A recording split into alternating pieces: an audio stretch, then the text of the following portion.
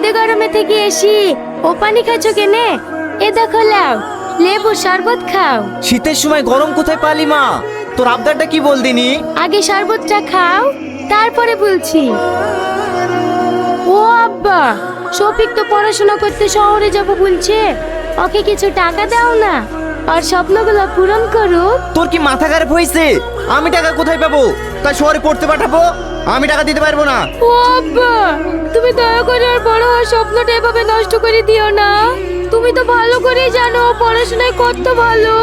ওকে কিছু টাকা দিয়ে শহরে পাঠাও না। ঠিক আছে যা, ঠিক আছে, আমি ব্যবস্থা করছি। ঠিক আছে খালা, আপনারা ভালোভাবে থাকবেন। আমি ওইখানে পৌঁছে গিয়ে কারো মোবাইল থেকে ফোন করে দেবো। ঠিক আছে বাপ। মা, আমি একটু শফিককে এগিয়ে দিয়ে আসি। ঠিক আছে, যা। জানিস, আমি কখনো কল্পনাও করতে পারিনি